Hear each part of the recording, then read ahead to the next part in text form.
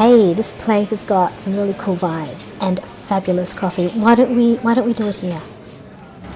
Hi, I'm talking for Immigrant Strong for OPM Media. My name's Tasneem Chopra. I'm a cross-cultural consultant, and I'm sitting here in Andre's Coffee House in Coburg on Sydney Road, right in the hub of multicultural Melbourne. I think typically it's comments from both MPs and media coverage that feeds into this belief that difference of the other is something that's so negative, okay?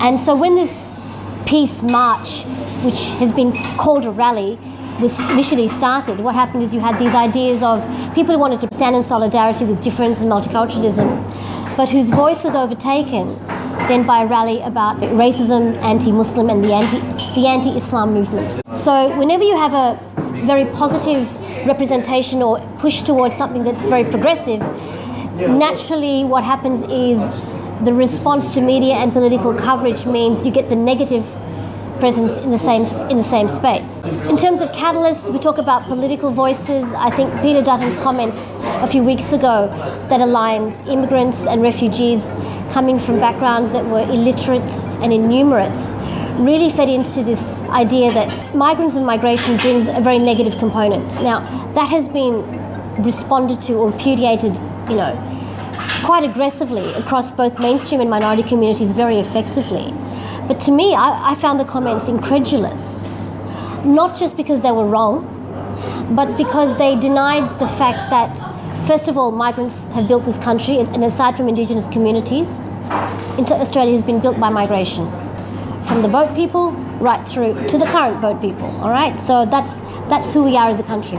I also thought it was an incredulous comment because in terms of the Indigenous communities, who are the First Nations people, whose reparation is still a long way to go, and for which this country has so much to make amends with, this is a community who has a legacy with the current government who stopped them from speaking their own language. So part of the colonisation and genocide of Indigenous communities was to stop them from speaking their own language, stop them from learning their own languages, and then 200 years later to fast forward and find the same government accusing minorities and migrants of not being literate is just ironic on so many levels. I think in terms of whether the rally should have been cancelled or not really goes to the question of what was the purpose of the rally in the first place.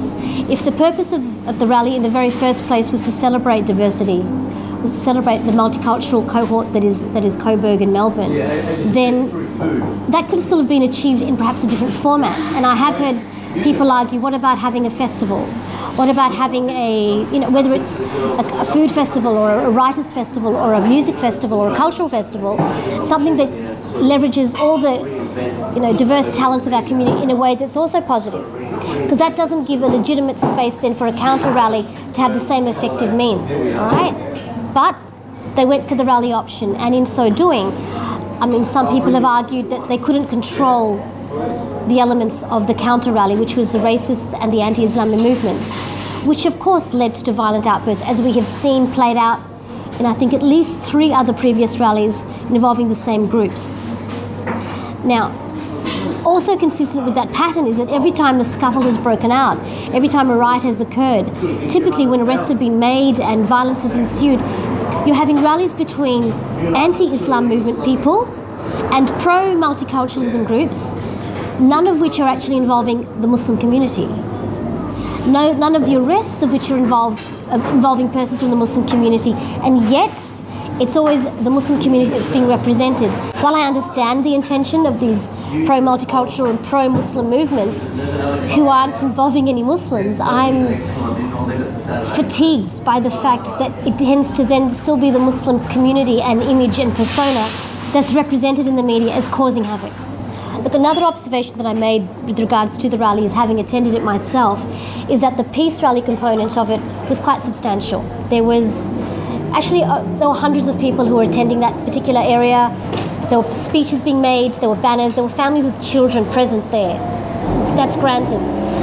On the other side, where we had the racist movement and the clashes occurring, that was definitely a much smaller cohort. But in typical fashion, that's where all the media had circulated. And that's the coverage that was then aired across both, to independent media to some extent, but also mainstream media largely. And that's disappointing because yet again it paints the Muslim, it paints the minority and the migrant as being associated with friction and violence, when in fact it wasn't them who were participating in it, and in fact the majority of that community were actually present and active in the peaceful rally. So you're constantly getting the reality painted against a perception which drives ratings, which drives sensationalism, and which continues to define this us and them divide. And it feeds into media time and time again. How about one more latte and we can do it in another 3 languages?